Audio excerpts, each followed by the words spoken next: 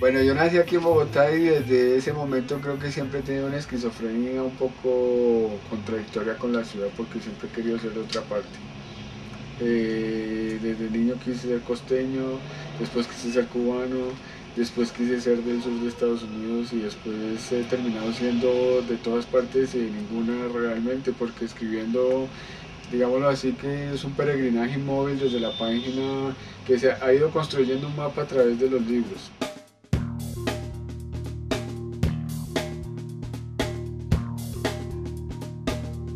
Yo fui un lector de imágenes más que un lector intensivo, por eso la inmensa colección que había de Reader's Digest en mi casa, algo que me fascinaba, por ejemplo, era el artificio de las publicidades de carros, donde por ejemplo aparecía una muchacha con un traje muy elegante en medio del desierto subida sobre un Mustang, y decía, no guardaba ninguna coherencia. Y gracias a mi madre, pues la lectura fue muy cercana durante una enfermedad que no fue muy larga tampoco, pero fue beneficiosa en el sentido que me permitió vivir una vida paralela a la de la escuela, construyendo un mundo imaginario mucho más estimulante que el de la escuela.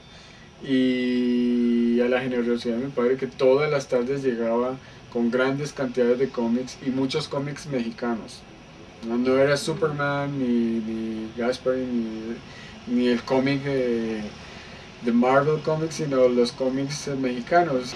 Yo empecé leyendo felizmente cómics y selecciones de Reader's Digest, y ni siquiera leía La Risa Remedio Infalible, Gajes del Oficio, Citas y Tables, todas las secciones que tenía la revista, sino que me fascinaba la truculencia de las ilustraciones, sobre todo en las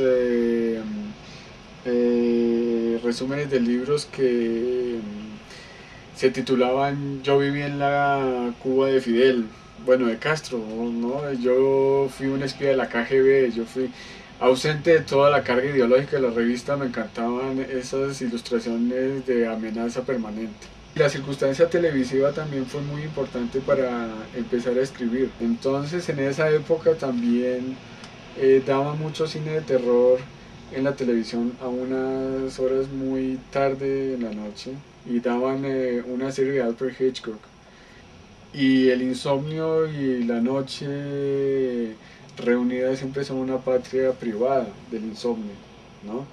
Y para mí era fascinante que toda mi familia estuviera dormida y yo estuviera viendo esas historias en televisión. El terror, la muerte, la criminalidad, la posibilidad de descubrir psicologías tortuosas en el entorno de una familia como la mía, que realmente pues una familia muy armónica, muy tranquila, me atrevería a decir incluso que feliz.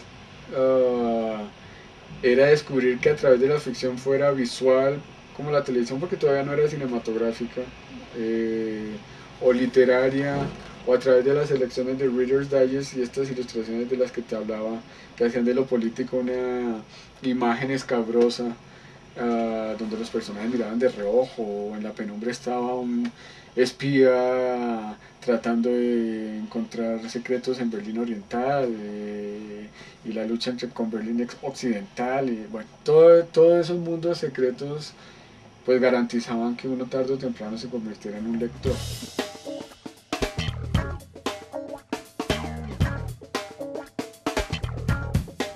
Parece que mi mamá tiene la respuesta más correcta.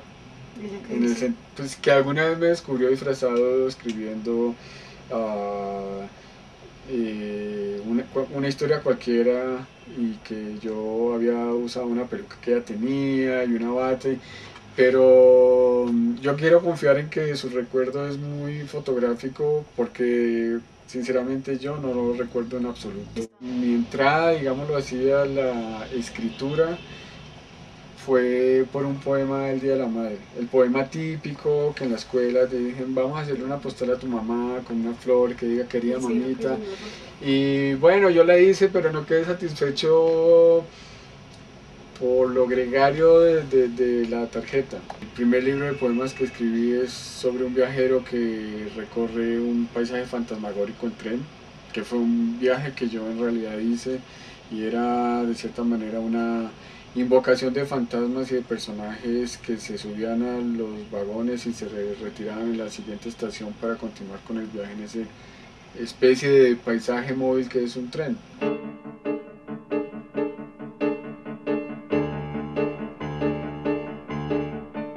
Los cánones de literarios siempre son muy ortodoxos, es decir, inevitablemente si estudias literatura habrá que pasar por Colonial, García Márquez, y yo empecé a leer novelas policíacas, el Halcón Maltés, Sherlock Holmes, leí una colección de libros que me regaló un hermano en un cumpleaños, eso sí fue casi empezando el bachillerato.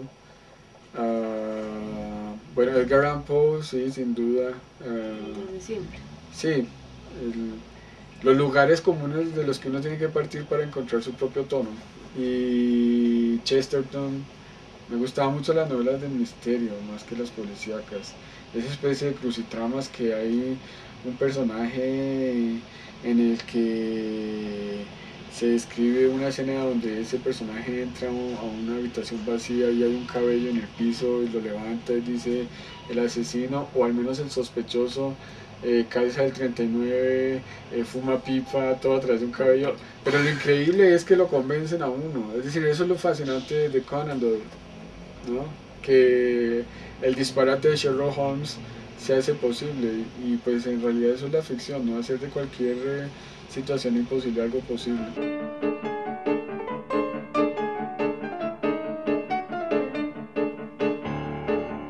Creo que empecé a escribir por la posibilidad de crear emociones en alguien y porque también la literatura de terror sí fue la primera literatura que yo conocí. Los primeros que hice fueron los periodísticos, que no me los estaba proponiendo como nada más que noticias, ¿sí? Pero no porque yo hubiera sido reportero de, Judicial. de judicial, ni porque cubriera orden público nacionales, ni porque estuviera muy cercano a la tragedia que nos ha tocado en suerte aquí en Colombia desde el siglo XIX, pero sí como una especie de reciclaje de lo que había leído y que emocionalmente pudiera causar un cierto escalofrío en un lector. ¿Y esos dónde los publicó? En ningún lado. Ah, Los sí. escribí pero no los publiqué nunca. Eh, Pero lo primero que yo empecé a publicar fue en el Diario del Caribe. Empecé a enviar cuentos que tenían mucho que ver con vampiros y la parte gótica y con un cierto misterio, pero no eran policíacos. Y aquí el imperativo social es muy fuerte y crea una relación muy amanerada entre la gente. Entonces la posibilidad cercana que era, si estaba fuera o acá, pensar en publicar en donde, en Bogotá, en dos periódicos que eran El Espectador y El Tiempo, pero a mí me hubiera encantado en realidad empezar a escribir en El Espacio. Lo que pasa es que no conocía el espacio no tenía suplemento cultural, sino unas monas desnudas que no me atraen absolutamente para nada porque el típico humor masculino sexual es una de mis abominaciones eh, prácticamente que me lleva a la neurosis cuando hay ese reciclaje masculino.